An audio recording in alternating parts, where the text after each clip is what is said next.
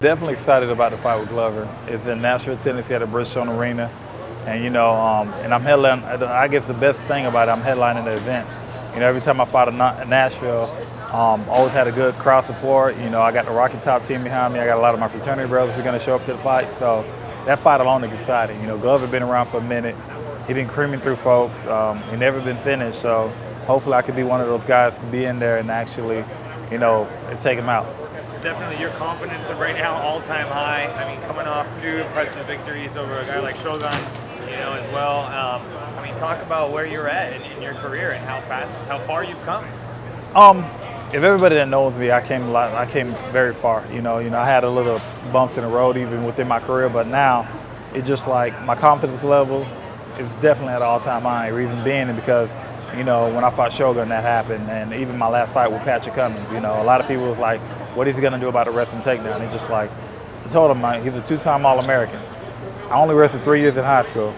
The only thing is he's gonna take me down, but if he can hold me down. So, I did good in that aspect, set him up with a good uppercut and finish him off after that.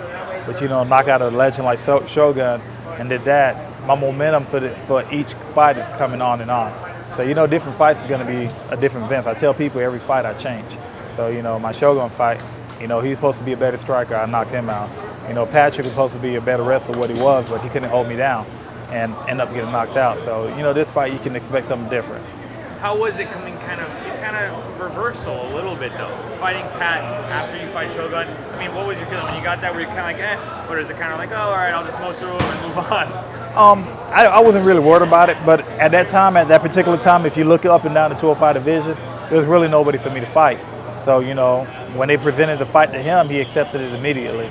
So it's one of them things where, it was a good fight for me just for the simple fact where, I fought a really good wrestler and I actually did pretty good with him.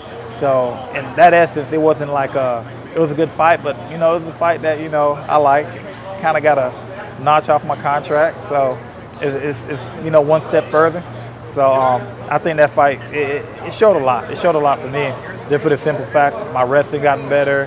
And I didn't get a chance to use it against the Shogun fight when I really wanted to, but against Patrick I got to use it, and against a caliber wrestler like Patrick, I think I did exceptionally well too. I talked to my trainer about it. I got a concept from playing football. Every time when you fight, you have to implement a game plan.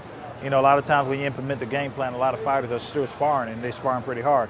It's really hard to actually do your game plan. When you first get it, then after that, try to take it into sparring because you're always going to hesitate. So, my mindset is now to constantly drill. So when I get that, when that ends up becoming second nature, so when it's time for me to spar, everything starts clicking in all cylinders. It's like playing football. When you introduce a play, you drill it, you drill that play the whole entire season, and you wait just for the right time to actually do that play. So it's kind of the same concept. Plus, at the same time, it keeps you a lot safer as fighters. We train hard. You got fighters now with the style of mixed martial arts is evolving. With every year is evolving. So fighters are coming out. They're stronger, they're faster, they're powerful. So you don't want to take that extra chance to actually get hurt in practice. So I make sure I drill, and that's that gets me out of trouble. How often are you actually sparring then? I spar.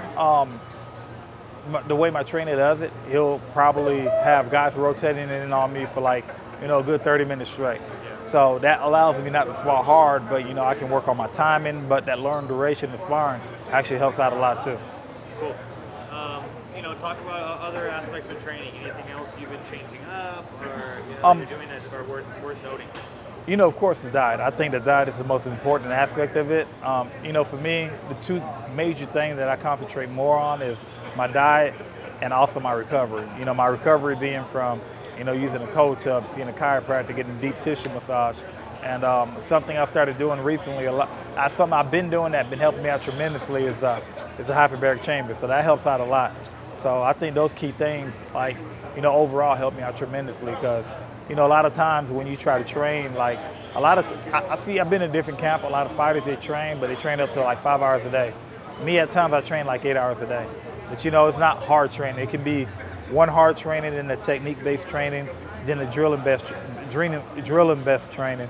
But other than that, recovery and actually diet. So talk about the fight itself. Glover's obviously a striker. We just seen him get held down, you know, a little bit and whatnot. I mean, talk about, and look at the camera for me, actually. Okay. But yeah, talk about Glover, and obviously going to try to come knock your head off. Glover definitely has some hands, and everybody knows that he comes walking forward. And, you know, just watching the fight against John, and when he fought John neutralized him tremendously. You know, took him out of his game, and once he did that, basically picked him apart. You know, when he fought Phil actually just, you know, for the first 45 seconds, Phil had a hard time taking him down. But once he got him down, stayed on him and kept on staying on him and completely wore Glover down. And, you know, the difference between those type of guys is, you know, my wrestling is okay. I think I might be able to take him down. If I can't, I know he's not going to walk towards me and try to actually pressure me, because I can actually knock people out too. So that's one of the things I think he's going to have to watch out for. But I think overall, it's definitely a big step up for me. And I think it's just definitely going to be a good fight. I just want to be in Nashville at the Bristol Arena giving the fans a real good fight.